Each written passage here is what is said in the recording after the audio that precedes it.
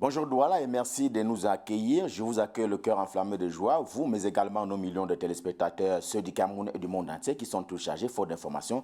Bienvenue donc à cet exercice. Eh bien, de bons points pour la douane camerounaise. Elle vient de saisir plus de 4000 ampoules de tramadol. C'était du côté de Douala, la capitale économique du Cameroun, précisément dans le premier arrondissement de cette cité. Eh bien, Cameroun Tribune en parle ce matin en termes de coups de filet de la douane camerounaise sur des choses on ne peut plus interdites et aussi pas seulement car il y avait aussi, renseigne encore Cameroun Tribune, des produits cosmétiques relevant justement de la contrebande. Voilà dans le coup de filet qui a été réalisé par la douane camerounaise du côté de Douala, précise Cameroun Tribune, édition de ce jour. Mais la une principale du quotidien camerounais à capitaux publics ce matin est faite de Paul Biya d'une part, de Aïssé Sarak d'autre part. L'un est président de la République du Cameroun, chef de l'État, et l'autre étant le nouveau chef de mission diplomatique de la République de Turquie au Cameroun. La une de Cameroun Tribune renseigne assez là-dessus à propos de ces deux photos-là. L'ambassadeur présenté à l'occasion ses lettres de créance au président de la République du Cameroun, Paul Biya, qui l'a ainsi accrédité à Yaoundé, la capitale du Cameroun. Voilà pour dire, parler justement avec Cameroun Tribune, pour parler du sourire présidentiel, un sourire qui tranche avec ce regard grave qui fait la une principale du journal Le Point Hebdo dans sa livraison également de ce mardi. Le Point Hebdo qui parle donc de la colère du président de la République qui est justement due au moment délicat que le pays traverse.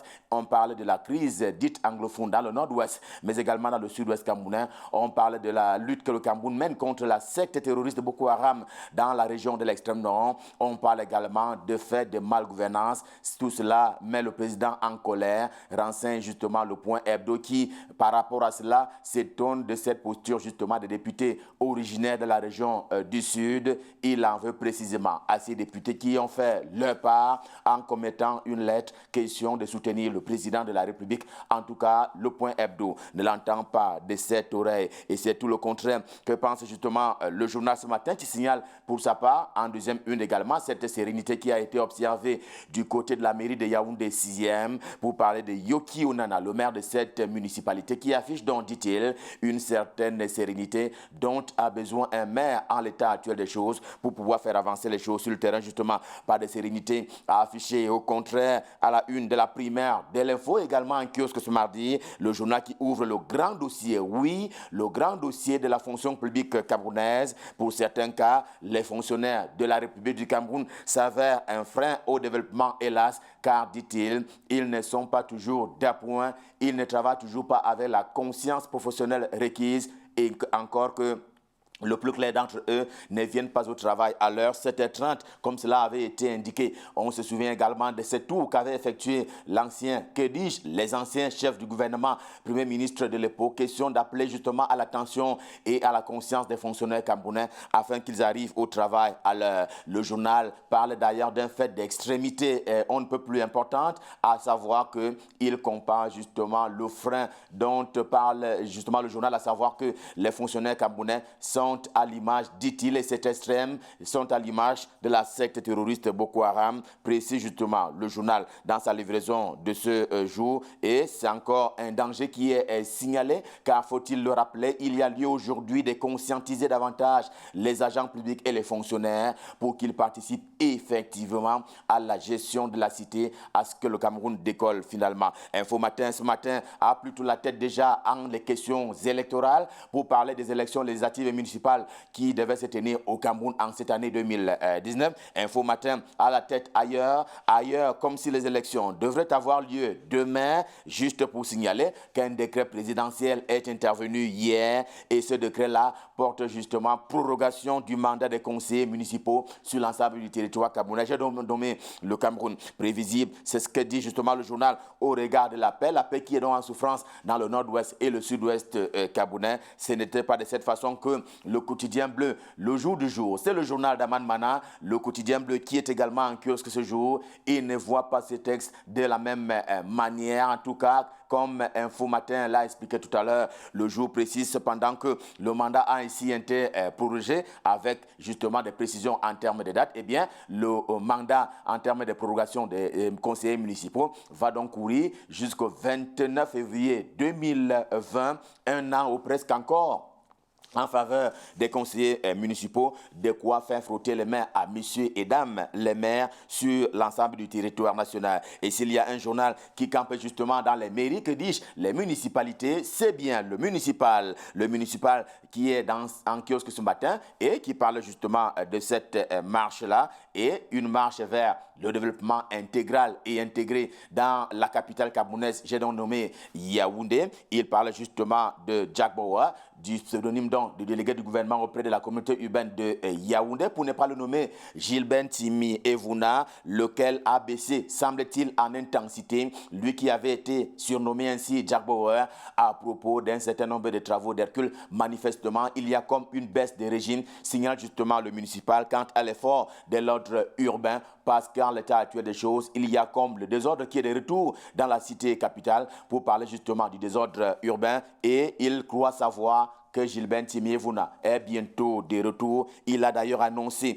contre un certain nombre d'abonnés au désordre urbain dans la cité capitale. Et voilà une réalité avec laquelle les habitants de Yaoundé vont désormais composer. Et il en est ainsi de cette autre réalité qui est proposée par le journal de Paul Ngouaré Kindi, qui porte précisément le nom de Réalité. Le journal de Paul Ngouaré Kindi, justement, qui est allé du côté de l'Assemblée nationale, et il nous renseigne en termes d'exclusivité que l'immeuble siège de l'Assemblée nationale va bientôt sortir de terre. Les travaux vont débuter d'ici à la fin de l'année 2019, l'an de grâce en cours. Nous sommes en juillet, que dans les travaux de construction du nouveau siège de l'Assemblée nationale devraient commencer d'ici à la fin de l'année 2019. Et d'ailleurs, les travaux vont durer au total 42 mois. Ce sont là les informations que propose le journal Réalité ce matin, qui allait justement s'enquérir en termes de réalité auprès du député Théodore Ndatoué, qui est d'ailleurs l'un des vice-présidents de l'Assemblée nationale, et un chantier qui lui a donc été confié en termes de projet, et il le fait sous la supervision, renseigne encore le journal, il le fait donc sous la supervision de Kava Yégué-Jébrel, le premier président de l'Assemblée nationale. Tous les débats sont ainsi clos, et justement, on en sait un peu plus sur les travaux de construction de l'Assemblée nationale du Cameroun. Et tous les détails sont donc à lire dans le journal Réalité, qui fait aussi savoir que le professeur Kanke, pour parler d'un autre député originaire de la région de l'Ouest Cameroun, que donc le professeur Kanke est en l'état actuel des choses en campagne pour la sauvegarde des frontières camerounaises, les frontières nationales. Aussitôt écrit, aussitôt lu, c'est le quotidien qui propose justement ce matin d'aller du côté de la CNPS, la Caisse nationale de prévoyance sociale. Elle va bien, dit-il, apprend-on du journal, qui propose qu'on s'arrête justement de ce côté-là pour voir que, bien au contraire, c'est la désinformation qui court, alors qu'à l'intérieur, le travail, lui, il se fait. Encore que le journal Le Pélican, lui aussi en kiosque ce jour, qui traite également de cette question qui a trait à la gestion de la CNPS. Les résultats de son directeur général, Alain Noël Mekoulumvondo, sont probants, signale justement Le Pélican en kiosque ce jour, avec ce site particulier que les éléments en termes de performance sont visibles, y compris sur la place publique. C'est cela qui est donc établi par le journal Le Pélican, édition de ce jour. Le quotidien L'Épervier est le journal de Léopold Kourvis Nudjo. Eh bien, il reste lui aussi dans le champ du leadership politique dans la région de l'Ouest Cameroun, l'Ouest dont la capitale est justement Bafoussam. Et le journal qui annonce les futures probables fonctions on ne peut plus républicaine de cet homme. Vous le voyez en grande une. Il s'agit donc d'un Gouchingué qu'il voit comme président du Sénat, la chambre haute du Parlement camerounais, président du CES, c'est-à-dire le Conseil économique et social, ou même secrétaire général du comité central du RDPC, le Rassemblement démocratique du peuple camerounais. En tout cas, ces postes-là sont scrutés par le quotidien L'Épervier ce matin, mais attention, prévient-il, l'argent ne peut pas tout acheter. On va basculer à présent vers la frontière Cameroun-Guinée équatoriale et nous rendre du côté de Kiyosi, la belle cité touristique camerounaise qui est donc aux frontières entre les deux pays de la sous-région Afrique centrale, la Guinée équatoriale et le Cameroun, avec le journal de Thierry Ndong Owona, j'ai nommé Intégration, le journal justement des communautés. Là-bas, dit-il, c'est un long tracé d'une vingtaine de kilomètres et justement qui voit les engins lourds actés au quotidien, cela en vue d'une érection d'un mur. Un mur, pas comme celui de Berlin, mais c'est tout comme, car Intégration estime que Aujourd'hui, eh bien, c'est un recul s'agissant de l'intégration sous-régionale à propos de ce mur qui a été décidé, qui est déjà d'ailleurs en construction, qui a donc été décidé par Malabo qui ne veut plus se mélanger avec Yaoundé. Et voici le mur de l'intégration, mais il faut comprendre le contraire dans ce marché économique sous-régional. Propose justement le journal Intégration édition de ce jour. Mais pour sa part, le quotidien L'économie qui traite traditionnellement des questions économiques et financières permet de savoir que la SFI, c'est la Société financière internationale. Elle entend donc financer les PME, petites et moyennes entreprises camerounaises. Et justement, les détails sont rappelés par le journal dans sa livraison de ce mardi. C'est un peu une parution spéciale à propos de cette information et c'est donc à lire dans les colonnes du journal L'économie. Un tour au campus dedans. Nous nous rendons à Ngaoundéré, qui est donc la capitale de la région Château d'eau du Cameroun, j'ai nommé la Damawa. Ceci en bonne compagnie avec le quotidien camerounais d'expression anglaise, The Guardian Post, qui est également en kiosque ce mardi. Le journal qui estime que là-bas, le professeur Oufeye Shinje a fort à faire avec ses détracteurs, mais il s'agit de détracteurs non pas de l'intérieur pour parler de l'université de Dang Ngaoundéré, mais qui sont donc venus de l'extérieur là. Ceux-là veulent sa place, précise justement le quotidien de Guardian Post. Et c'est bien le journal qui les qualifie d'apprentis sorciers. On va rester à l'université de Ngaoundéré, mais cette fois-là pour trouver un bon et nous rendre du côté des autres institutions universitaires à caractère public.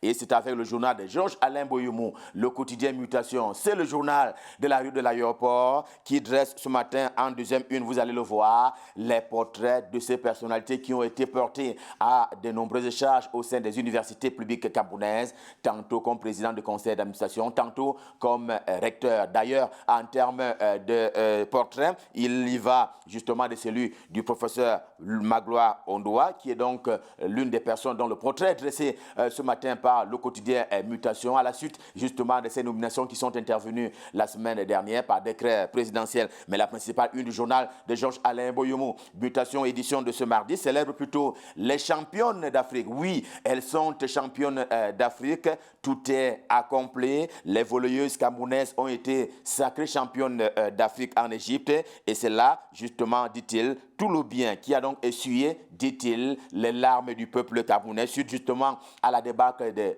Lions indomptables du Cameroun à version football au masculin, dont on sait qu'ils ont justement été éliminés à la compétition égyptienne, essuyer les larmes, oui, en commençant par le président camerounais Paul Biya lui-même, qui a d'ailleurs tweeté à l'occasion de cette victoire des volleyeuses camerounaises. Revue de presse Made in Yaoundé, édition de ce mardi, Stop Fin. Nous vous avons servi le cœur enflammé de joie. On prend rendez-vous pour demain. On l'espère à 7h avec les dieux de la technique. D'ici à là, je vous souhaite de passer d'excellents moments, toujours en compagnie des programmes de Canada International. C'est à vous, Douala.